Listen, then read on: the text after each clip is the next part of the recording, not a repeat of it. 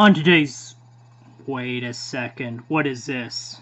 Why are all these Build-A-Figure pieces not assembled yet? Alright, to make this quick and easy, I'll just snap my fingers like Thanos, and instead of disappearing everything, I'll probably have this figure assembled with my snap of the fingers. Opposite effect. Obviously I'm not like Thanos, but you get what I mean. So, here we go. Oh yeah, that's what I'm talking about.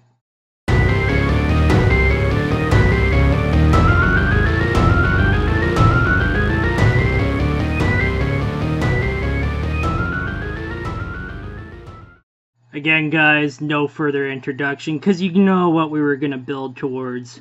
It is, of course, this piece right here, the SnowBall Build-A-Figure. And I must say, he looks amazing. I really like how SnowBall came out. Very, very cool. Before we get into the articulation, I'm just going to show you the quick look and design of how well Funko did this figure. I'll just zoom in right there. Just look at that. Look at all the detail. I love it. Just very show accurate and just a badass looking mech suit. I mean, I just love the design on this figure. I mean, you get the nice paint scheme and the whole concept there. Very nice. I'm just going to go very slowly so you can get every single detail on this figure. Just amazing. Funko really did an amazing job here. Just a little bit of... There we go. Just, wow. I really like how this Build-A-Figure piece turned out. Just amazing. Just jaw-dropping amazing. Like I said before, I just like how his visor and his equipment all look very well painted and came together nicely. It's very nice indeed. I'm just going to quickly go through his articulation, because there's honestly not too much of this figure.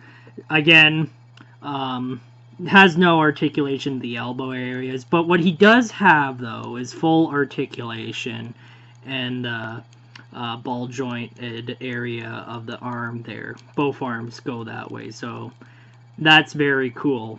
That is how you do proper articulation if you want to do a limited set of articulation right. Just have a ball joint in the shoulder area. Again, if you've seen my Mr. Poopy Butthole review of the same series of figures, that's what Funko should have done for that figure instead of just giving us 4 points. But this totally makes up for buying that figure, even though I enjoyed that figure, but that totally makes up for it. As you can see, this you can get a lot of poses down for this figure. It's just amazing. I love it. And also in his leg area, it's not too much articulation, but he does have ball-jointed legs. There seem to be a little bit of limitations, though, which is unfortunate, but you do get a fair bit of articulation in the ball joint. None in the head, though, just a solid piece. But other than that, it's nicely sculpted and very simple design. As you can see, SnowBall there. Very nice. I just am impressed with this Build-A-Figure piece, and very pleased indeed. That being said, though, do I think this should have been a Build-A-Figure piece? Yes and no. I think they should have done something a little more bigger. I would have liked to seen Beth and the alien xenomorph form from one of the season 2 episodes. That would have been nice to see. Or I would have liked to seen Build-A-Figure Scary Terry in this line instead. But for SnowBall here, I actually dig it. It's nice, but I think this figure could have easily been a solo series figure wave, and it would have been fine just the way it is. But other than that, I'm very impressed with what Funko did for this Build-A-Figure piece, and I'm totally giving him a landslide 10 out of 10. I mean, it's worth it to just get all these figures assembled and just build this phenomenal looking piece. Again, I know that's very high, but I'm just very impressed how Funko designed this piece, and it's how show accurate it is. It's just a phenomenal Build-A-Figure piece, and probably one of my favorites of this line. And of course, I would absolutely love to see Funko do more with the Rick and Morty license and give us even more articulated figures. Like I said before, I would love to see a Scary Terry in this articulated form. I would love to see Beth in the Xenomorph form in one of the episodes. And I would also love to see, Jerry, Summer, or any other wacky characters in the Rick and Morty universe brought to plastic toy form. I think there's a lot of things you can do with this line and a lot of concepts that need to be explored in this line. And I'm just very impressed with this line of figures and just impressed with the overall Build-A-Figure here that I just reviewed of SnowBall. Just a very impressive, very fun line, and I would love to see more in a future series of toy reviews coming up. So yes, if Funko, if you're listening to this, please give us Scary Terry or Beth in the Xenomorph form. I would absolutely love that. So yeah, pretty cool. Now you guys already know how I think of this Build-A-Figure, but as always with these Build-A-Figure type videos of figure reviews, I want to go through one of my favorites and ranking them from, worst to least. So, unfortunately, I don't have all the figures with me because they're, kept on my display shelf. But I'll just show little segments here and there of photos, what I like. And plus, all of them wouldn't probably fit in this backdrop anyway because I have a very small backdrop. So, anyway, these are my favorite Rick and Morty series figure. 5 being the worst, 1 being the best, etc. So, obviously, with number 5, unfortunately, I have to go with Mr. Poopy Butthole. He's a solid figure, don't get me wrong. Just Funko really dropped the ball without giving him full range of articulation. Just 4 points. I just think that's kind of a rip-off in my opinion. I just think that they should have gave him more articulation instead of just 4 points. And despite him looking good, it's just unfortunate we never got a fully posable Mr. Poopy Butthole figure. Probably if they do more series of this figure series of the Rick and Morty line, I hope they offer a variant of some kind down the road. But for now, number 5 is definitely Mr. Poopy Butthole. Number 4 is, well, this is my personal opinion, but I think Morty is probably the second lowest. I like the look of Morty, don't get me wrong, but I think Morty could have got more accessories or something like that, like his partner in crime, Rick, there. I mean, they just gave us a laser gun. I would have liked to see Morty with his little head contraption with the squirrel thing in one of the future episodes. I know this line came out before Season 3, so again, that's kind of redundant now, but I would have liked to seen more accessories with Morty, maybe a head swap here and there, maybe an evil Morty head swap. There's just so much potential you could have done with the Morty figure. Even though I gave him a high 8.5 rating, I just forgot to bring up those 2 flaws I had with that figure. But he's very solid, and I very much like him a lot. I think he's a very solid piece and a very must-have for your Rick and Morty collection. Maybe in the future we might get a different Morty variants, maybe a Morty from, other show variants that they explore in the show. But for now, Morty sits at number 4 for being the second lowest figure.